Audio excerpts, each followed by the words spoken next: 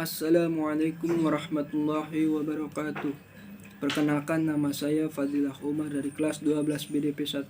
Saya akan menjelaskan semangat beribadah dengan meyakini hari akhir. Perlukah bukti tentang adanya hari akhir? Kehidupan sesudah mati pastinya adanya. Bukankah makhluk yang termulia adalah makhluk yang berjiwa?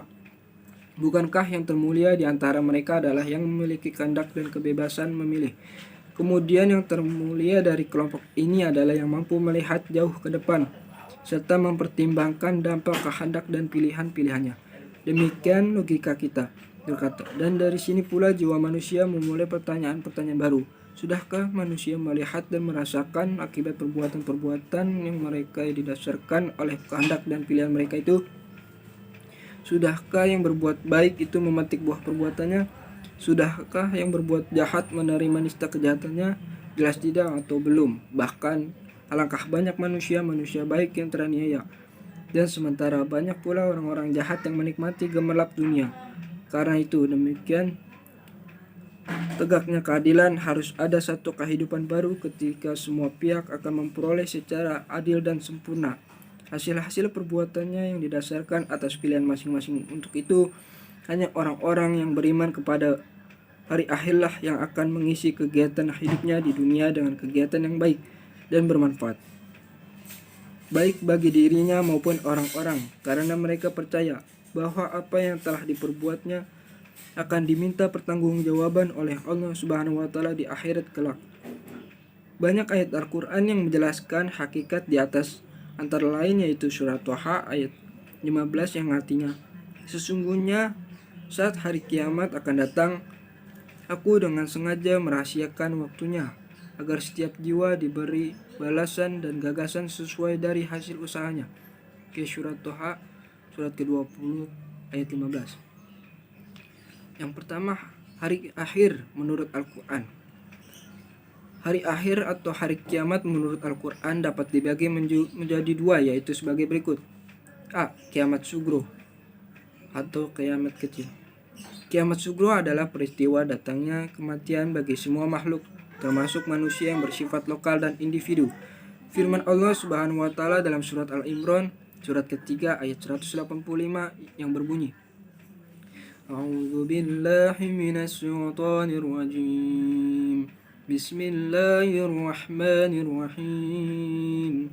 Kullu nafsin dha'iqatul maut wa innama tuwaffawna ujurakum yawmal qiyamah faman zuhzi'a 'anil nari wa udkhilal jannata faqad faza wa mal hayatud dunya illa mata'ul ghurur. Yang artinya, tiap-tiap yang berjiwa akan merasakan mati, dan sesungguhnya pada hari kiamat sajalah disempurnakan pahalamu. Barang siapa dijauhkan dari neraka dan dimasukkan ke dalam surga, maka sungguh ia telah beruntung. Kehidupan dunia itu tidaklah lain hanyalah kesenangan yang memperdayakan. Sebelum terjadi hari kiamat, mereka yang telah mati mengalami proses awal kehidupan akhirat yang disebut alam barzah. Di surat Ar-Rum, surat ke-30 ayat 55 sampai 56. Barzah adalah alam yang menjadi batas antara alam dunia dan alam akhirat. Pada masa itu, roh manusia sudah menyadari akan kebenaran janji Allah Subhanahu wa Ta'ala dalam surat Al-Mu'minun ayat surat ke-23 ayat 99 sampai 100. Bahkan kepada mereka yang jahat sudah diperlihatkan neraka dan siksaannya. Ke surat Al-Mu'minun ayat 40 dan surat ke-40 ayat 45 sampai 46. Peristiwa-peristiwa yang harus diimani yang akan terjadi sesudah mati antara lain sebagai berikut. Yang pertama, fitrah kubur, yaitu beragam pertanyaan yang diajukan kepada orang yang meninggal tentang Tuhannya, agamanya, nabinya, imannya, dan kiblatnya. Yang kedua, siksa dan nikmat kubur. Siksa kubur diperuntukkan bagi orang yang zalim, munafik, kafir, dan musyrik. Ke surat Al-An'am, surat ke-6 ayat 93. Ke surat Al-Mu'min, surat ke 40 ayat 46 ke surat Fusilat surat ke-41 ayat 30 ke surat Al-Ahqaf surat ke-46 ayat 83 sampai 89. Nikmat kubur diperuntukkan bagi yang baik amal ibadahnya di dunia ke surat Al-Imran surat ketiga ayat 169 sampai 178 dan ke surat Al-Baqarah surat kedua ayat 154. B. Kiamat kubro atau kiamat besar. Peristiwa berakhirnya seluruh kehidupan makhluk dan hancur lebur dalam semesta secara total dan serentak. Proses terjadinya hari kiamat tersebut dijelaskan oleh Allah Subhanahu wa taala dalam banyak ayat, diantaranya dalam surat At-Takwir surat ke-81 ayat 1 sampai 3 yang berbunyi A'udzu billahi minasy syaithanir rajim.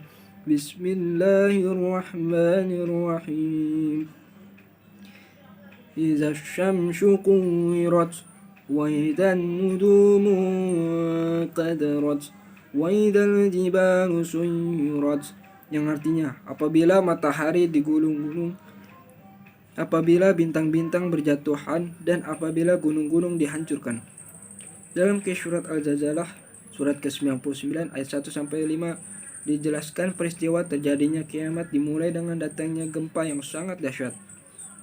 Dalam surat Al-Qari'ah surat ke-101 ayat 1 sampai 5 dijelaskan keadaan manusia bagaikan aneh-aneh berterbangan dan gunung-gunung bagai bulu yang dihambur-hamburkan. Berdasarkan ayat-ayat tersebut, peristiwa kiamat merupakan kejadian yang sangat hebat, yaitu tatkala malaikat Israfil meniup sangkakala, kemudian bumi diangkat, gunung-gunung dibenturkan, dan terjadilah kerusakan hebat. Langit pecah bergelar, benda-benda bumi perut berterbangan laksana kabut, sementara manusia akan kacau balau, kebingungan. Hanya Allah Subhanahu wa taala saja yang maha kekal. Sekian dari saya. Wassalamualaikum warahmatullahi wabarakatuh.